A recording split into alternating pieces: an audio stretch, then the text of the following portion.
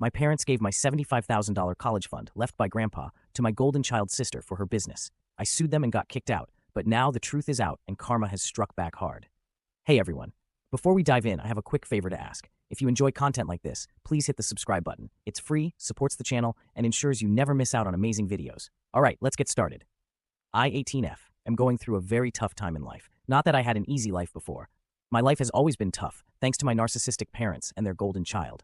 I have an elder sister, Mandy, 24F, and she's the problem of my life. From my earliest memory of childhood, my parents have been biased toward Mandy. Because of them, I never had a happy childhood. My sister wasn't a bully, I would say, but she's shrewd and opportunistic. She left no opportunity to exploit our parents' feelings and get away with what she wanted. Well, I don't blame her. My parents have made it this way. She's their firstborn, so she has a special place in their heart. But hey, I'm also their daughter. I know many parents have their favorite kid, and that's fine until you don't make the other one feel unwanted. That's what my parents did. They made my life miserable. I felt like a spare part in the house. I mostly got to wear my sister's discarded clothes because they were too new to be thrown away. I played with my sister's toys because, again, why should they waste money on new toys when my sisters were still in good condition? I remember it was only during Christmas that I got a new dress, and that too because they didn't want to look bad in front of Grandpa and other guests to avoid getting judged by friends and relatives.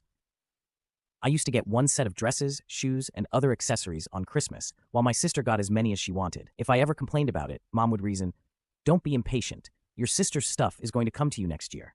That's right, as secondhand. As a kid, I bought their logic, but when I actually started understanding the situation, I created a fuss about it. I was either told that we were too poor to afford new sets for me, or I was grounded for my behavior. I don't ever remember Mom asking me what I would want for dinner or cooking my favorite food. It was always about my sister. Be it Christmas, Thanksgiving, or any other occasion, the menu was always as per my sister's taste. Once, I rebelled about it and didn't eat the food, stormed off the dinner table, and was grounded and starved until I apologized to everyone and did the dishes for that entire week. Oh, it's so tiring to narrate my sorrowful tales, but this is how it is. And you know why my parents, particularly my mom, do this to me? It's because of her sister. My mom has suffered from narcissistic parents, so she ensured to become one. You see the irony? Mom is the eldest of two siblings. She says her parents pampered the younger one and spoiled her badly. Mom suffered the biases from her parents, so she decided not to pamper the younger girl, but the elder one. I feel like Mom sees herself in my sister and treats her the way she wanted to be treated in her childhood. You know that kind of feeling? By the time I passed out of elementary school, I grew so resentful of my parents and my sister that I started spending my summers with my grandpa. He was the only one who truly loved me. My grandpa was not very fond of my mom. I think he was able to see through my mom's preposterous behavior, and maybe that's why he always rooted for me. The year I completed elementary school, Grandpa invited me to stay with him at his farm. I felt so relieved. Never had I felt so free and relaxed. Grandpa got me everything I asked for. I feel guilty for saying this, but I fully exploited his love. I asked for everything I couldn't get at home. Dresses, Barbies, dollhouses, video games, and every item I used to crave, but my parents didn't get for me. I loved spending time with him at his farm amidst nature. He had a poultry farm and a small stable with 4 to 5 horses. He spent his days with them. Life was so fun during those many days with him. I never wanted to come back home. When it was time for my high school, I insisted on being admitted to a school near my grandpa so I could stay with him. My parents were more than happy to get rid of me, so from freshman year in high school, I was put up with Grandpa. It was needed for both of us. He was getting old and needed someone to help him out, and I needed an escape from my toxic family. I was in my junior year in high school when Grandpa fell sick. Maybe he knew that his day was near, so he called everyone and disclosed his will. He gave his farm and stable to 2 of my uncles. He gave $150,000 in cash savings to my dad, and out of which $75,000 was for me, for my college. He made me promise that I would complete my college education. Mom grunted because others got properties and the farm, while Dad got only some few grands.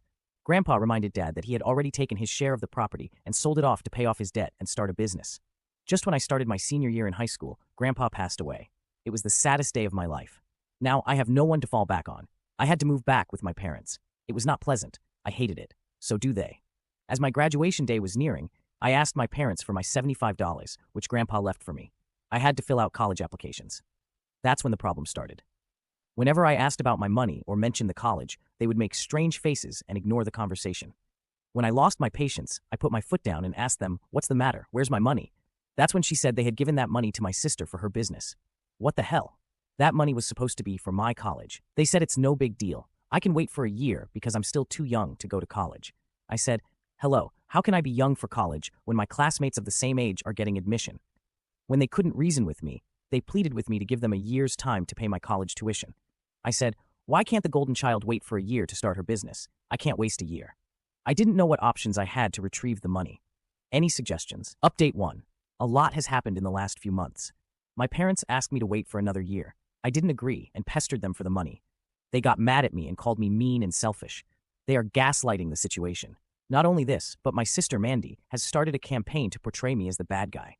I lost my mind when my cousin told me that Mandy is going around and telling everyone that I'm jealous of her business and want money out of her. I told Mom that if they don't give me my money, I'm going to tell everyone that they've gone against Grandpa's will and given my college fee to their useless daughter. Mom got furious and said, "Do you want to go that level? You better pay us the rent and have your own meal. Calculate the money we spent on you for 18 years. We are even." I fought back, like, what the hell? They are still feeding their elder daughter, who's 24, divorced with a child, and here they are being so mean and not giving me my money. I always got good grades, but they have never been proud of me, while their golden child brought shame to them, yet they're having her back. I didn't write about my sister, but while I was living with Grandpa, my sister got knocked up by her boyfriend and got pregnant. By the time she tested it, it was too late to get rid of it. She had to inform my parents about it. They were disappointed, but there was hardly anything they could do about it. Mom, being a conservative Christian, got her married to her boyfriend. They both didn't want to get married, but Mandy had to because Mom left her with no other choice. Her boyfriend was anyway a bum, and he never wanted to get married or take the responsibility of the child. But my parents chased him down after the baby, and he abandoned my sister and her baby. My parents tried to nab him down, but he had evidence of my sister mentally abusing him. He sought a divorce on this ground. My parents had to bring her back home. They've been taking care of Mandy and her child. After Grandpa's demise, when I came back home, I found that it's Mom who's raising the kid because my sister is often out. Sometimes Dad got furious at Mandy, asking why she was leaving her child for Mom to take care of. Mom came running to her rescue, saying Mandy is busy finding a job for herself, so she's out. That's not true. I saw her so many times lurking around in nearby cafes and parks with boys. She's a school dropout, so she's having trouble finding a decent job. Could I care less? When she couldn't get a job, she insisted Mom for money to start her business. Despite all this, my parents still supported her. They gave her the money without even asking me. Until I posted here, I had no clue what options I had to retrieve my money except for asking them. So the next time I asked for the money and they pushed back, I said I would sue them for violating Grandpa's will. Their faces turned pale. They understood I was no longer the girl they could exploit. After returning from Grandpa's, I had already started putting my foot down on their exploitation. When I told them I would sue them for my money, they lost their minds. It was unbelievable for them. I was no longer the gullible and vulnerable little girl. Mom pulled out a notepad and scribbled the monthly expenses they had spent on me. I mean, that woman literally put a quarter of the expenditure on my name and then the school fee and Christmas dress. I was in awe as she doodled it. At the end, she was like, "Forget about the $75K. You owe us $200K. Pay us before asking for your damn $75K. I got into a heated argument with Mom and then stormed out of the house. After lurking in the block for an hour, I took a bus to my grandpa's house where my uncle was living. I asked for Grandpa's diary and took his lawyer's number. I called him up and explained the situation. I asked him if he could help me out. He assured me that I'm entitled to the $75 Grandpa left for me, and it was his responsibility that everyone gets as per the will. He said he would be sending an official notice to my parents to give me the money, and if they default, I can sue them. That's such a relief. The notice is going to reach them in a week. I'm happy to get help, but I'm equally worried about my parents' reaction upon getting the notice. God knows what they're going to do with me. Update 2. This is going to be a smaller one. Just wanted to let you all know, you guys were so right. My parents are going to kick my ass. I was mentally prepared for the imminent. I spoke to my friend about sharing the condo with her. I took up a part-time job at a cafe. The pay is too low, but they let me have some leftover food at the closing hour. I had already packed my belongings a day before the notice arrived, as expected. My mom kicked me out upon receiving the notice from the lawyer. She abused me and threw my stuff out of the house. I made the mistake of not moving out before and letting them enjoy the pleasure of kicking me out. She said I was like a snake, which they have been feeding in our backyard, because I lived and survived on their money while planning on biting and backstabbing them. I yelled that they left me with no options. I cannot jeopardize my life and my career because of their narcissism. The lawyer had given a month's time to my parents to respond to the notice.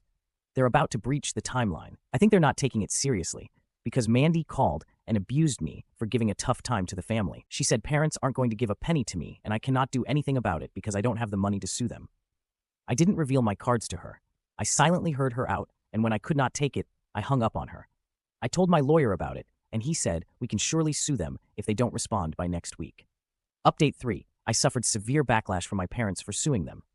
Actually, I didn't want to press any felonies on them, but they left me with no choice. I thought that the lawyer's notice would do the job, but they didn't respond to the lawyer's demand.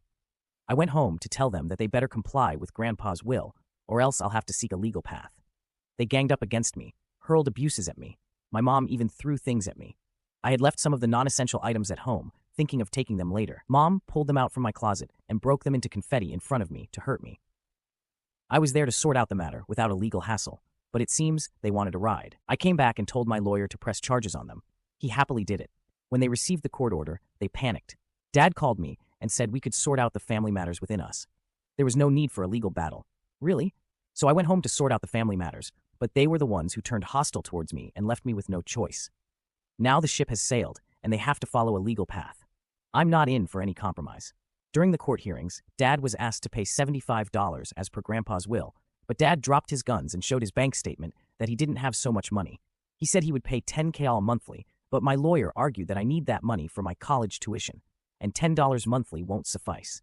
The attorney ordered that Dad would have to pay my tuition and other needs like accommodation and food up to a minimum value of $75K. If my expenditure exceeded that, I'm on my own, and if my expenditure doesn't cover $75K, Dad would have to pay the balance amount.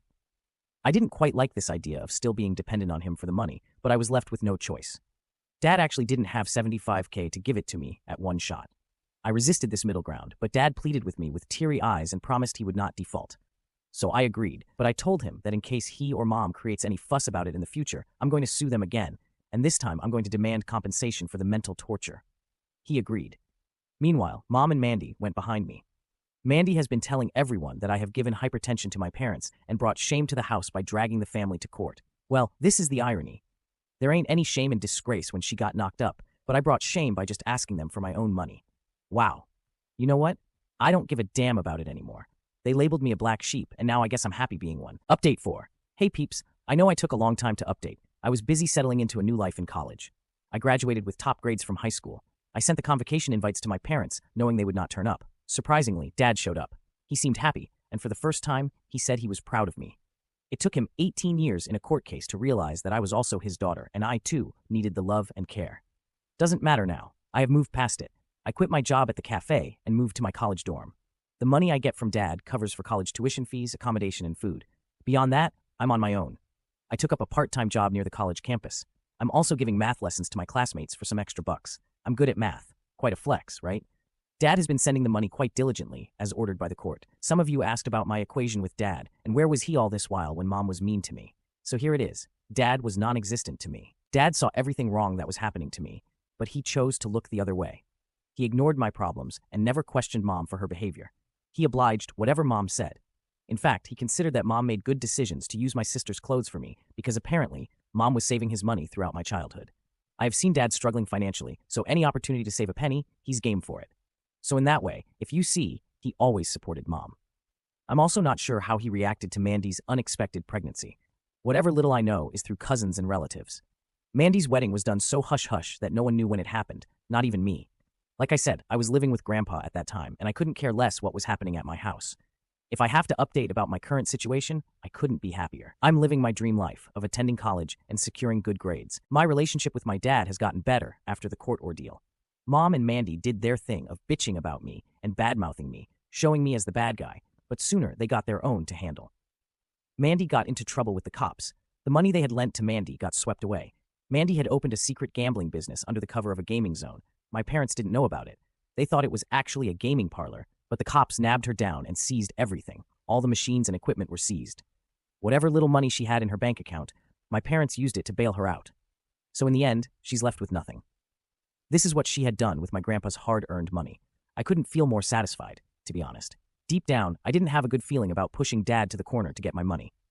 Now I feel glad I fought back, because Mandy didn't use that money for a good reason. She opened a home-wrecking gambling business. After that encounter with cops in the prison time, Dad threw her out of the house.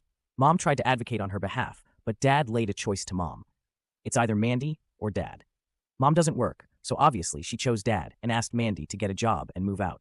Mandy has been using her child to emotionally manipulate Dad to let her live in the house, and she had been successful until that gambling thing came out. But now, I heard that Dad is no longer buying her BS and has kicked her out. She's living with her friend, but God knows how long that would last. She has not contacted me for help. How could she after all the torture she and Mom had done to me? She better stay away from me. I won't shy away from humiliating her further. Today, before writing this update, I was reading my initial post and it made me tear up. I was in such a bad situation back then. I had just lost my support system, my grandpa. My parents ripped me off my grandpa's inheritance. I was trapped in my own house by my narcissistic parents, and I was denied a college education. There was so much uncertainty about my future. All I could see was darkness and helplessness. But a huge thanks to this community for all the support. I still miss my grandpa. It's because of him that I'm in college today. He's my guardian angel. I know he's blessing me from wherever he is. Now, on to the next story. Story 2. My ex-wife cheated on me with Mr. Romantic. Now she's broke, drowning in debt from the lavish dream wedding I never gave her, and has the nerve to ask me for money. I, 49M, met my wife, 49F, when we were in our mid-20s. We were friends for a while before we decided to date. The two of us dated for around a year, which isn't that long in the grand scheme of things, but at the time, it seemed like we had been dating long enough. She mentioned us getting married, and I said I wanted to wait a little longer. Within a few months, I finally was ready to propose to my then-girlfriend.